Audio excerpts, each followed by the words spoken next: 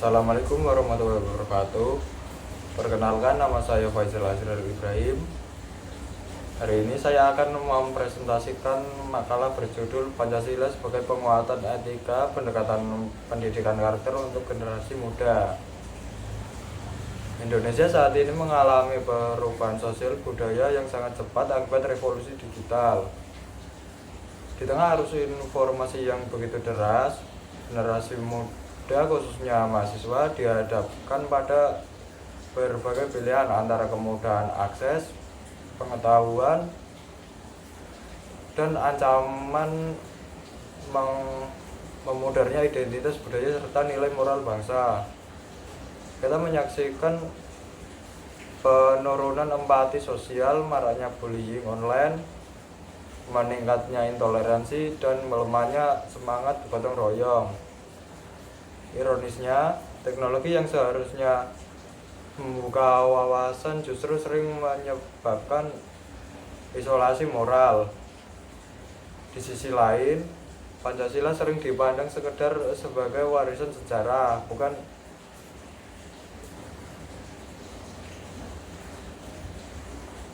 bukan sebagai penodaan nilai yang hidup dan relevan dalam kehidupan sehari-hari. Pembelajaran yang selama ini bersifat hafalan membuat pemahaman terhadap Pancasila menjadi dangkal tanpa menyentuh makna filosofi yang ada di dalamnya.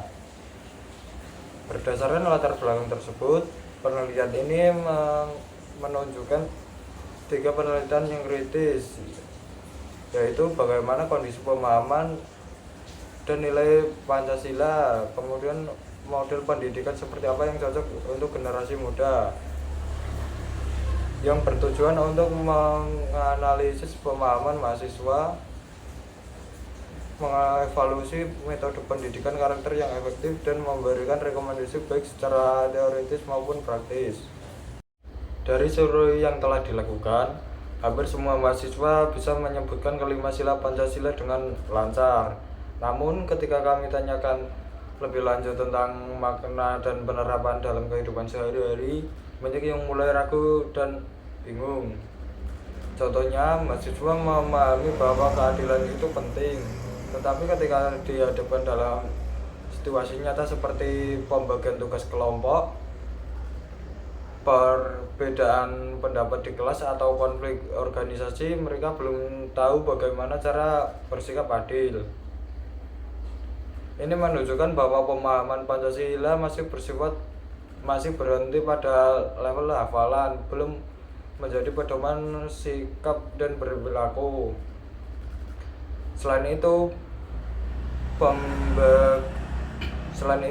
sebagai mahasiswa menganggap Pancasila sebagai nilai yang kurang relevan dan dengan tantangan zaman sekarang. Di era digital, mahasiswa lebih akrab dengan nilai global atau barat, seperti individualisme, kebebasan tanpa batas, dan persaingan bebas. Nilai-nilai ini sebenarnya tidak sepenuhnya salah, tetapi jika tidak diseimbangkan, sering bertentangan dengan semangat kebersamaan, gotong royong, dan keadilan sosial yang menjadi inti Pancasila. Akibatnya, Pancasila dianggap sebagai sesuatu yang normatif, hanya ada di buku atau upacara, bukan sebagai pedoman hidup yang diterapkan dalam keseharian. Melihat kondisi tersebut, diperlukan adanya pendekatan baru dalam pendidikan Pancasila. Oleh karena itu, perlu dirancang sebuah program seperti Generasi Muda Beretika Pancasila. Program ini tidak lagi menempatkan mahasiswa sebagai pendengar pasif, tetapi sebagai subjek aktif dalam proses pembelajaran. Fokus utamanya adalah bagaimana nilai Pancasila bisa direalisasikan, dipikirkan, dan diperhatikan secara langsung dalam kehidupan nyata mahasiswa. Program ini menggunakan pendekatan experimental learning yaitu belajar melalui pengalaman. Pendekatan ini mengintegrasikan tiga aspek utama. Pertama, aspek kognitif, di mana mahasiswa memahami konsep dan nilai Pancasila secara rasional. Kedua, aspek afektif, yaitu menumbuhkan empati, sikap toleran, dan sikap kesadaran moral. Ketiga, aspek psikomotorik, yaitu kemampuan menerapkan nilai tersebut dalam tindakan nyata. Dengan pendekatan ini, Pancasila tidak hanya dipelajari tetapi juga dilakukan dalam perilaku sehari-hari. Salah satu kegiatan utamanya adalah diskusi dilema moral dari kasus nyata yang sering mereka temui, seperti konflik di media sosial, perbedaan pandangan politik, atau masalah intoleransi. Diskusi dilakukan secara berkelompok agar mahasiswa terbiasa bermusyawarah, saling mendengarkan, dan menghargai pendapat orang lain. Melalui dialog tersebut, mahasiswa tidak hanya memahami nilai Pancasila, tetapi juga belajar menerapkan dalam sikap dan tindakan sehari-hari. Meski begitu, penerapan program juga mengalami berbagai tantangan. Salah satunya adalah tekanan